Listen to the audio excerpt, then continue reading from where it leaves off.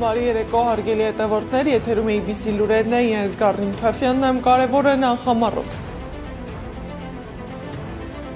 Իշխանափոխության հույս կա, բայց առաջիկայում հանրահավաքներ չեն լինելու, ինչ է սպասում ընդդիմությունը։ Քաղաքացիական պայմանագիրը վերահաշվարկից հետո ձայներ կորցնում է, թե հակառակը ավելացնում։ Սխալ մուտքագրումներ, տեխնիկական վրիպում, թե ավելի լուրջ խնդիր։ Ընտրությունից հետո պայքարը տեղափոխվել է արձանագրությունների և թվերի դաշտ։ ՔՊ-ն չստացավ սահմանադրությունը փոխելու մանդատ, ինչ չի կարող անել քաղաքացիական պայմանագիրը նոր խորհրդարանում։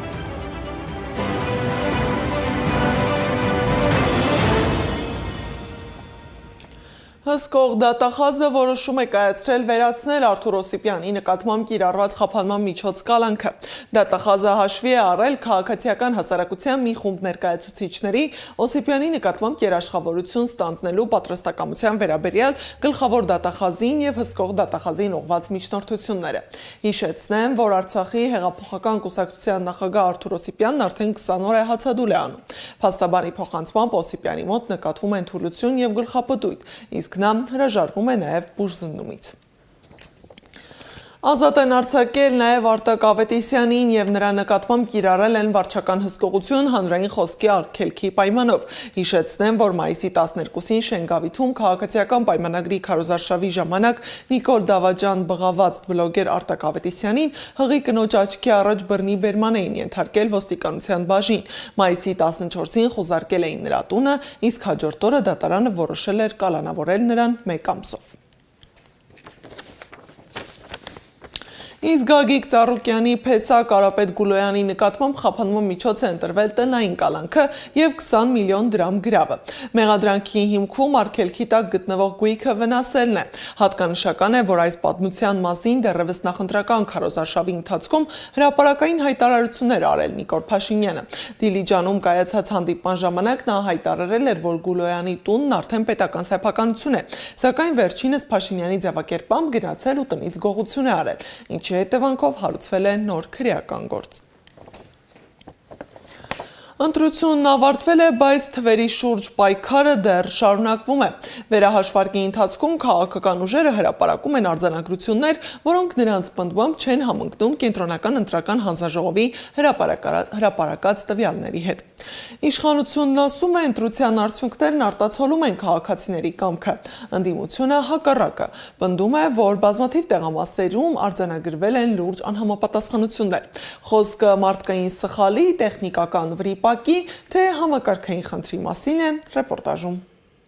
Ընտրատեղամասերի վերահաշվարկից ՔՊ-ն կորցնում է զգալի ձայներ, այսօր մամուլի ասուլիսի ժամանակ ասել է Գոհար Մելոյանը։ Ըստ իր ներկայացրած փաստերի, օրինակ 26 կոտորակ 7 ընտրատեղամասում քաղաքացիական պայմանագիրը 0 ձայն է ստացել, բայց կենտրոնական ընտրական հանձնաժողովը 717-ն է մուտքագրել։ 36 կոտորակ 32 ընտրատեղամասում 59 ձայն է ստացել ՔՊ-ն, իսկ ԿԸՀ-ն գրանցել 748-ը 689 ձայն ավելի։ Հարց հնչեց, ինչ է սա, տեխնիկական խնդիր։ Որ ասում եմ խախտումները բազմատեսակ են, իրապես բազմատեսակ են, այսինքն հանձնաժողովականների մակարդակով տեղամասային կենտրոնների վստահված անձանց մակարդակով այնպիսի խախտումներ են արել ծավալուն, որոնք իրապես էականորեն մարդու կամ արտահայտության վրա ներազդեցություն է ունեցել։ Մինչդեռ ՔՊԱ-ական պատգամավոր Ալխազ Ղազարյանը պնդում է, վերահաշվարկի շնորհիվ իրենց ձայները ավելանում են։ Եթե ընդդիմության ձայների դեպքում 20-30 ձայն չի հաշվարկվում, մերը տեղելա տեղամաս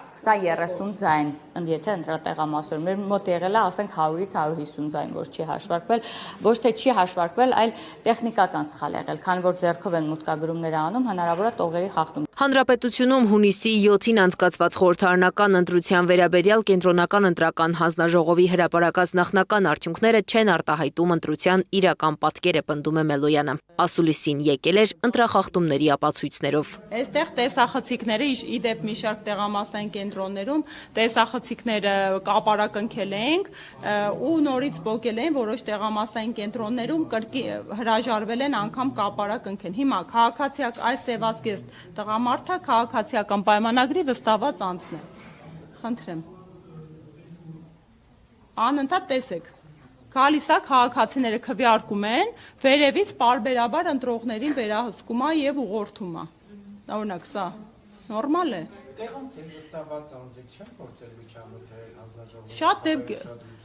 Շատ դեպքեր, տեսեք, սա դեռ էս պատկերը բազմաթիվ միջամտությունների, կանխարգելումների արդյունք է, բայց զուգահեռաբար էլ բազմաթիվ դեպքեր, օրինակ տեսակ, հանձնաժողովականին վստահված անձին մեր քաղաքական ուժի, ով ակտիվ ու իրավագիտակից է, մի հատ նկատառում արել, որ խախտում կանխարգելի, դրսում ծեծել են հաջորդի։ Ըստ Մելոյանի տեղամասեր են եղել, որտեղ երրորդ համարի քվեաթերթիկ չի եղել կամ պատրած են դրել, խոչընդոտել են քաղաքացիների ընտրությանը։ Եղել են դեպքեր, երբ մարդիկ արդեն նախապես 16 համարի քվեաթերթիկը ծոցագրպանում մտել են տեղամաս։ Բայց քաղաքացիական պայմանագիր կուսակցության անդամ Ռուբեն Ռուբինյանը հանրային հեռուստաընկերության եթերում ասել է, ստում են ընդդիմադիր ուժերը։ Մենք ավելի շատ ձայն ենք դրա արդյունքում ստացել այդ ճշգրտման, քան իրենք։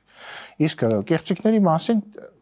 պարզապես սուտ է դա։ Կենտրոնական ընտրական հանձնաժողովի տվյալների անճշտության մասին հայտարարել են նաև թե Գագիկ Ծառուկյանի գլխավորած ուժը, թե Ռոբերտ Քոչարյանի ղեկավարած ուժը։ Նրանք վերահաշվարկի դիմում են ներկայացրել Կենտրոնական ընտրական հանձնաժողով։ Իվետ Ատոնոյանը հրապարակել է ստորագրված կնիքված արձանագրություններ, որտեղ եւս ԿԸՀ-ի գրանցած ու հանձնաժողովի գրանցած տվյալները տարբեր են։ Օրինակ 27 կոտորակ 7 ընտրատեղամասում հանձնաժողովի արձանագրության համաձայն Բարգավաճ Հայաստան կուսակցությունը ստացել է 77 ձայն, բայց ԿԸՀ կայքում 1 ձայն է գրանցված։ 12 կոտորակ 20 ընտրատեղամասում էլ 26 ձայն է ստացել, իսկ ԿԸՀ-ն 1 ձայն է նշել։ Սրանք անհերքելի փաստեր են, յուրաքանչյուր ոք կարող է Կենտրոնական ընտրական հանձնաժողովի կայքում տեսնել այս անհամապատասխանությունները։ Փաստերն աշխատանքային ռեժիմով ներկայացվել են ԿԸՀ եւ տվյալները փոփոխման փուլում են։ Հայաստան կուսակցությունների դաշինքը Կենտրոնական ընտրական հանձնաժողովի վերահաշվարկի դիմելուց բացի դիմել է նաև սահմանադրական դատարան բողոքարկելու արդյունքները։ Մեր համար իհարկե ինչ-որ տեղ պետք է հասկանանք ընտրողների այդ ծավալը եւ կրկնակի քվեարկությունների հնարավորությունը դա ինչպես է տեղի ունեցել։ Ակնհայտ է այդ գաղտնի ցուցակներով, որը չի հրապարակվում, ստեղ մենք լուրջ եւ ծանրակշիռ մտահոգություններ ունենք, սա ոնց է տեղի ունեցել։ Բայց այս պահին, քանի որ փաթեթ է պատրաստում սահմանադրական դատարանի համար, ձեռնպահ կմնամ ավելի մանրամասների մեջ խորանալու։ Քաղաքացիական պայմանագիրը վստահ է։ Կենտրոնական ընտրական հանձնաժողովի վերահաշվարկից հետո ավելանալու են իրենց ձայները, բայց ընդդիմադիր երեք ուժերը փաստեր են ներկայացնում հակառակի մասին։ Քաղաքացիները նաև փողոցային պայքարով են հետաքրքրված։ Ընդդիմադիրները խոստանում են չհիասթափեցնել ընտրողներին։ Անի Աբաղյան, Տարոն Ղանդիլյան, Աշոտ Բարբարյան, ABC Media։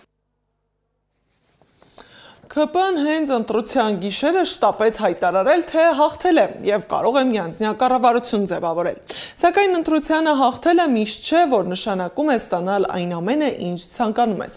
Նոր խորհրդարանի նախնական պատկերը ցույց է տալիս, որ իշխանությունը պահպանել է կառավարություն ձևավորելու հնարավորությունը, սակայն ընտրողները չեն տվել այնպիսի քաղաքական քարտ բլանշ, որը թույլ կտա առանց սահմանափակումների իրականացնել բոլոր ծրագրերը։ Այս ընտրությունից հետո քաղաքական դաշտում առավել հաճախ հնչող հարցը ոչ թե այն է, թե ով է կառավարելու, այլ ինչ սահմաններում է կառավարելու։ Թեման ուսումնասիրել է Սեդա Մակարյանը։ Մեր պլանը այն է, որ մենք ունենանք մեր ցանկությունը այնա եւ քաղաքական ծրագիրը այնա, որ մենք ունենանք սահմանադրական մեծամասնություն։ Նիկոլ Փաշինյանի գլխավոր քաղաքական նպատակներից մեկը ազգային ժողովում սահմանադրական մեծամասնություն ապահովելը առայժմ չի իրականացել։ Նախնական արդյունքների համաձայն քաղաքացիական պայմանագիրը պահպանել է կառավարություն ձևավորելու հնարավորությունը, սակայն չի ստացել այնքան մանդատ, որ թույլ կտար առանց այլ քաղաքական ուժերի աջակցության ընդունել սահմանադրությանը եւ մի շարք առանցքային պետական ինստիտուտներին առնչվող որոշումներ։ Ընդդիմությունը պնդում է, որ իր օգտին տրված հազարավոր ձայներ չեն արտացոլվել ԿԸՀ պաշտոնական արձանագրություններում, որպիսի կողացված ձայներով ԿՊ-ն փորձի վերցնել սահմանադրական մեծամասնությունը։ Ըստ նրանց, հենց այդ տրամաբանությամբ Կենտրոնական ընտրական հանձնաժողովը հունիսի 8-ին հայտարարեց, թե ԲՀԿ-ն չի անցնում խորհրդարան։ Գրեթե բոլոր ընդդիմադիր կուսակցությունները, որոնք մասնակցում էին ընտրության, բացառությամբ իհարկե նեոնիկոլական կամ այտենց իրենց սատելիտ կուսակցությունների, որոնք ըստ էության ոչ մի բանով չեն տարբերում այս իշխող կուսակցությունից բոլորը ըստ էության ամեն մեկը իր ամասով այնպիսի խայտառակ իրավիճակի են առնչվել, որ իրենց ձայները կամ չեն հաշվարկվել, կամ հաշվարկվել են օրինակ թերթիկներում վերջնական, բայց ԿԸ-ում չեն արտացոլվել։ Իսկ ինչու է իշխանության համար այդքան կարևոր սահմանադրական մեծամասնությունը, երբ գործող արդյունքներով այդուամենայնիվ հնարավոր է ձևավորել կառավարություն։ Եթե վերահաշվարկի շնորհիվ վերականգնվեն ԲՀԿ-ի ձայներն, ապա իշխանությունը չի կարողանալու ազգային ժողովում ընդունել մի շարք կարևորագույն որոշումներ, օրինակ ազգային ժողովի կանոնակարգ, չի կարողանալու փոփոխություններ անել օրենսգրքում, չի կարողանալու անցկացնել հանրաքվե, նշանակել ԲԴԽ դատավորներ, գլխավոր դատախազ, մարդու իրավունքների պաշտպան, ԿԸՀ կազմկենտրոնական բանկի նախագահ, սահմանադրական դատարանի նախագահ կամ դատավոր եւ վերջապես չի կարող ոչինչ փոխել սահմանադրությունում։ Իշխանության ներկայացուցիչները հարցին, թե ինչպես են դուրս գալու ստեղծված իրավիճակից, հստակ պատասխան չեն տալիս։ Արդարադատության նախարարը միայն նշել է, թե ժողովուրդն իրավունք ունի հանրաքվե անցկացնել։ Իրականում 2/3 պահանջը այս պահին սահմանված է սահմանադրությամբ, բայց հանրաքվեի իրավունքն էլ անմիջական իրավունք է, որը ժողովուրդը ունի։ Սա ուղղակի ասեմ ու փակենք այսօրվա քննարկումը, մյուս հարցերը թողնելով ապագային։ Ընտրության վերջնական պատկերը կարող է որոշակիորեն փոխվել վերահաշվարկների արդյունքում եւ արդեն ակնհայտ է, որ նոր խորհրդարանում իշխանության դիրքերը նախկինի պես անսահմանափակ չեն լինելու։ Իրապես իշխանությունը բախվում է շատ մեծ բարդությունների, դժվարությունների հետ, որովհետև այսօրվա կտրվածքով, եթե մենք ելնում ենք նրանից, որ Բարգավաճ Հայաստան կուսակցությունը մտնում է խորհրդարան, թվան ունենալու է ընդամենը 60 ձայն։ 3/5 մեծամասնությունը պետք է առնվազն լինի 63 եւ եթե ԿՊ ունի 63 ձայն, ինքը չի կարող որևէ փոփոխություն կատարել։ Սահմանադրական մեծամասնության բացակայությունը քաղաքական համակարգում ստեղծում է նոր իրավիճակ։ Ամեն ինչին է, ամբողջ քաղաքականությանն է դեմ հայ ժողովուրդը։ Թամենը ընդդիմության այն ուժերը, որոնք մասնակցել են ընտրություններին, պետք է իրենց հստակ դիրքորոշումը հայտնեն, դա էլ ուշացնում են եւ շատ սխալ են անում։ Եվ հայտնի չէ, թե դեռ ինչ որոշում են ընդունել։ Նույն գնահատականն է հնչեցնում նաև Հայաստանի նախկին արտգործնախարար Վարդան Օսկանյանը։ Նրա կարծիքով ընտրողները իշխանությանը չեն տրամադրել այնպիսի քաղաքական լիազորություն, որը թույլ կտա միանձնյա կերպով առաջ տանել ամենազգայուն եւ հակասական նախաձեռնությունները։ Չունեն մանդատ հանրություն փոխելու, չունեն մանդատ հայ առաքելության յուրաքանչյուր որևէ ոդություն, չունեն մանդատ Հայաստանի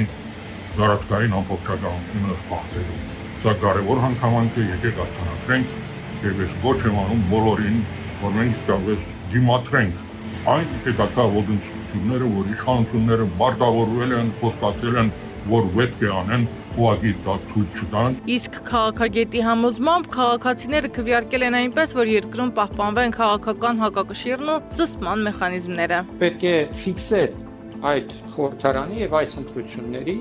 ոչ լեգիտիմ լինելը, դա պետք է ֆիքսեն այն ընդդիմադիր ուժերը, որոնք մասնակցել են ընտրություններին եւ անցել են խորհրդարան հատկապես դրան։ Հատկանշական է, որ վերահաշվարկը դեռ շարունակվում է, ընտրական վեճերը նույնպես։ Սակայն արդեն այսօր քաղաքական դաշտում նկատելի է մեկ կարևոր իրողություն, անկախ վերջնական թվերից առաջիկա խորհրդարանական կյանքը կարող է լինել ոչ թե մեկ ուժի անսահմանափակ գերակայության, այլ քաղաքական հակակշիռների եւ փոխադարձ զսպումների շրջան, որովհետեւ երբ խորհրդարանում չկա սահմանադրական մեծամասնություն, ամենակարևոր որոշումների ճանապարհը դառնում է ավելի երկար, ավելի բարդ եւ ավելի քաղաքական։ Սեդա Մակարյան, Սամվել Իսրայելյան, Աշոտ Բարբարյան, ABC Media։ Իսկ ընդդիմությունը պնդում է, որ իշխանափոխության հույս կա, բայց դեռ չեն նախատեսում փողոցային պայքար։ Հայաստան դաշնքի պատգամավորի տեխնացու Քրիստինե Վարդանյանի խոսքով այս պահին վերահաշվարկ է տեղի ունենում եւ ամենակարևոր հարցն այստեղ այն է՝ Բարգավաճ Հայաստան կուսակցությունը հաղթահարում է արդյոք անցողիկ շեմը, թե ոչ։ Նախ պետք է պարզել, թե ընդդիմությունը քանի ուժից է բաղկացած, այսինքն քանի ուժ է հաղթահարել անցողիկ շեմը խորհրդարան անցնելու եւ քանի ուժով պետք է այդ որոշումները կայացնել։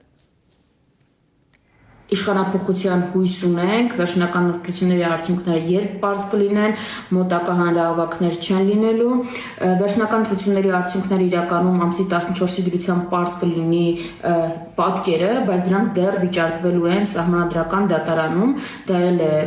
տևական գործընթաց, խոսքը իհարկե ամիսների մասին չէ, բայց խոսքը հաստատ շաբաթների մասին է, իսկ հանրահավաքների այլ գործողությունների մասին այստեղ էլի պիտի կրկնեմ, դա իսկապես միասնական ընդդիմության որոշումները պետք է լինեն, այդտեղ ամեն մեկ ուժ ստացել է որոշակի մասնաբաժին քվեների, վստահության որոշակի մասնաբաժին եւ հենց դրանով էլ պետք է առաջնորդվի, այդտեղ ամեն մեկ ունի իր պատասխանատվության բաժինը, բայց այդտեղ էլի ամենաբազային հարցը արդյոք Բարգավաճ Հայաստան կուսակցությունը հաղթարել է շեմը թե չէ, որը պարզ կլինի առաջիկա օրերի ընթացքում։ Թուրքական ընդդիմադիր Ենի Շաֆաքում լուր է հրապարակվել առաջիկայում հայ-թուրքական սահմանի բացման վերաբերյալ։ Նշվում է, որ երկու երկրների միջև դիվանագիտական շփումներն արագանում են եւ նպատակը հարաբերությունների կարգավորման գործընթացում կոնկրետ քայլեր ձեռնարկելն է։ Կայքը պնդում է, որ նախատեսվում է առաջին փուլով Իգդիրում Ալիջան սահմանային անցակետը բացել փոխադարձ անցումների համար։ Հաղորդվում է, որ հայկական կողմում ավարտվել են նախապատրաստական աշխատանքները, իսկ թուրքական կողմում մտադիր են կարճ ժամկետում ավարտել աշխատանքները։ Այսպիսով կանխատեսվում է ամռանը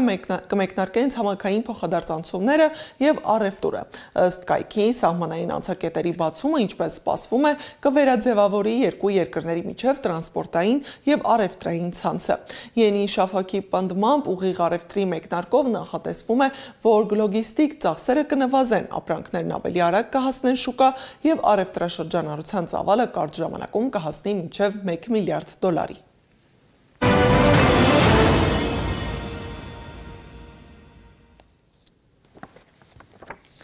Իսրայելի վարչապետ Բենյամին Նեթանյահուն կփորձի վերընտրվել այս տարի սպասվող խորհրդարանի ընտրությանը։ Հայտարարությունն արվել է այն բանից հետո, երբ ԱՄՆ նախագահ Դոնալդ Թրամփն ասել է, որ վստահ չէ Իսրայելի վարչապետը կրկին կառաջադրվի արդյոք վարչապետի պաշտոնում։ ԱՄՆ փոխնախագահ Ջեյդի Վենսն էլ հայտարարել է, որ իրենք հիմա գտնվում են այնպիսի դիրքում, որը թույլ է տալիս կնքել այնպիսի գործարք, որը տնտեսապես շահավետ կլինի Միացյալ Նահանգների համար, եւ որն իսկապես կլուծի Իրանի միջուկային ծրագրի խնդիրը, ոչ միայն հիմա, ոչ միայն Թրամփի նախագահության օրոք, այլև երկարաժամկետ հեռանկարում։ Իրանը միջուկային զենք չի ունենալու, սա է մեր քաղաքականության նպատակը, եւ ես կարծում եմ, որ մենք շատ մոտ ենք այդ նպատակին հասնելուն, բայց մենք դեռ անելիք ունենք եւ շարունակելու ենք դա անել, ասել է ամերիկացի պաշտոնյան։ ԱՄՆ նախագահ Դոնալդ Թրամփը քննարկում է երկրի զինված ուժերին Իրանի դեմ լայնածավալ ռազմական արշավ սկսելու հրաման տալու հարցը։ Fox News-ը հայտնել է, որ Հորմուզի նեղուցում ամերիկյան ռազմական ուղղաթիռի վերաբերյալ միջադեպին անդրադառնալով Թրամփն անօդաչուների փրկությունն անվանել է հրաշք։ Նրա խոսքով այրվող անօդաչուն ընկել է երկու օդաչուների միջև, բայց չի պայթել։ Թրամփը նշել է, որ անձնակազմին հաջողվել է ուղղաթիռն իջեցնել ջրի վրա եւ կանխել պայթյունը։ Այս ժամի համար նախատեսել էինք այսքանը, շարունակեք հետևել մեզ սոցիալական բոլոր հարթակներում, ABC լուրերը եթերում կլինի առավոտյան ժամը 9-ին, մինչև վաղը բարի գիշեր։